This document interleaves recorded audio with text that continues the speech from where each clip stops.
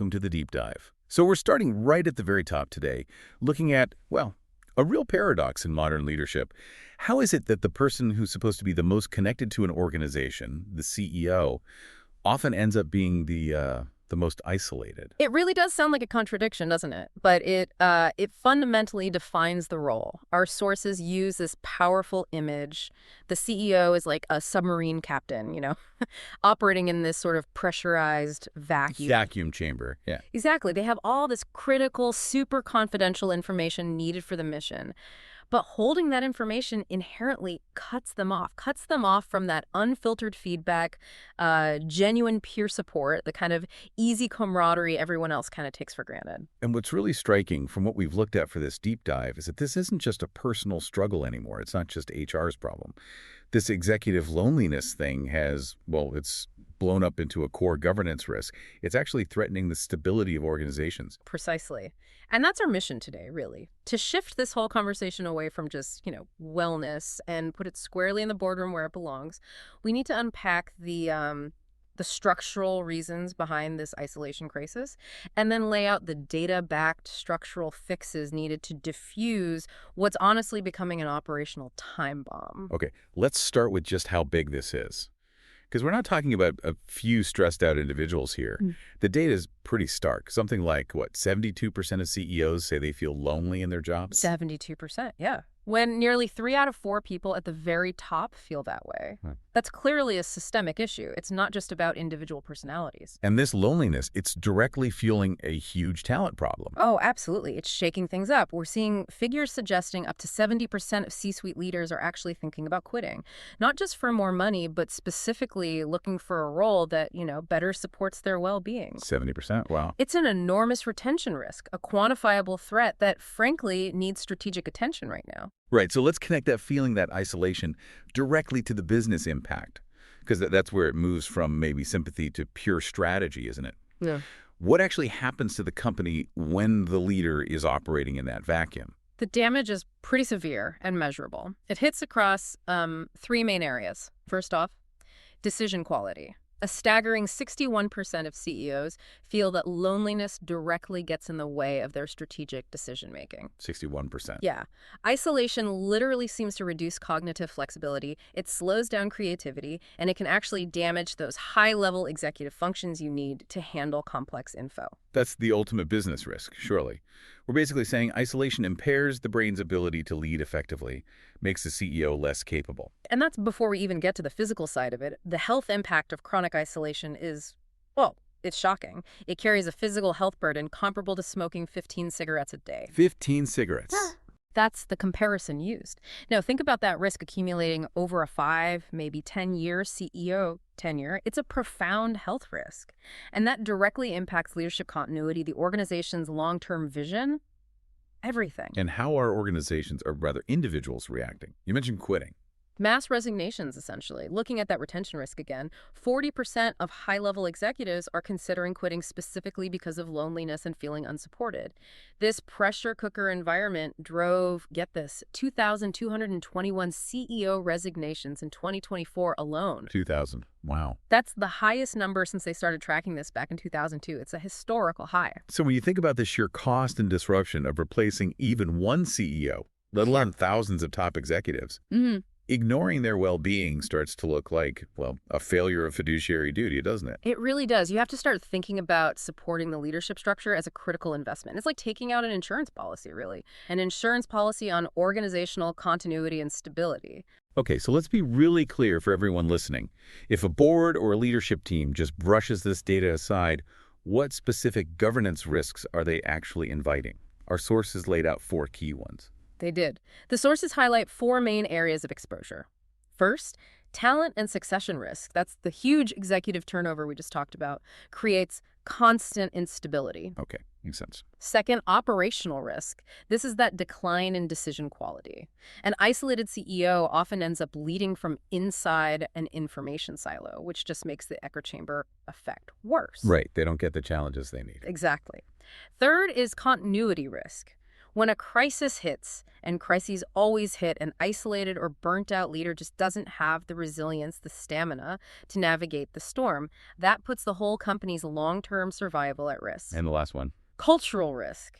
This is fascinating. Loneliness at the top actually trickles down. It erodes trust across the team, makes the CEO seem more distant, and often it can breed a kind of paranoia in the leader, which then, ironically, drives more people away further down the chain. It feeds itself. A vicious cycle. Okay, so we understand what's happening and why it's such a big deal.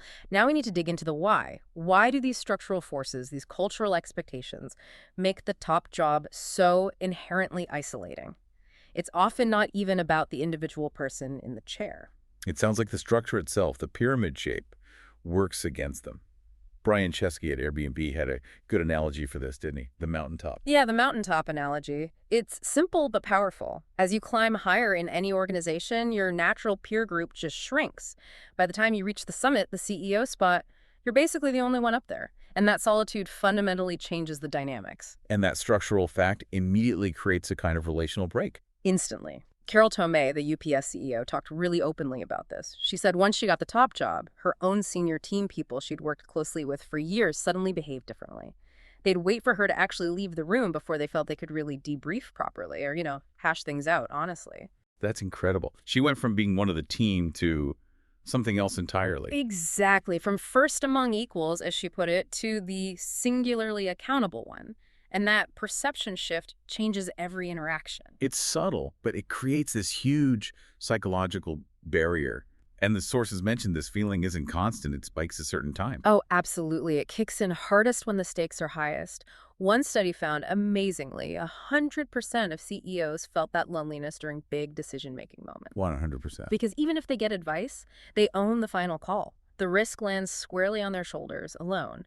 But it's also really acute when dealing with highly confidential stuff. Sensitive employee issues. 71% reported feeling most isolated then. Managing big, complex change efforts, 64%. That points straight at maybe the biggest factor, that confidentiality vacuum.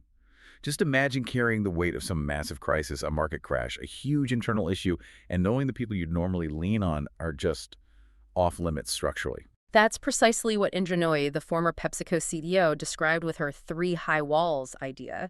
It captures it perfectly. She said, basically, you can't really talk to your spouse confidentiality rules. You can't talk to your board or your bosses evaluating you. And you can't really unburden yourself to your direct reports. They work for you. There are internal politics. The walls are just sealed. Yeah.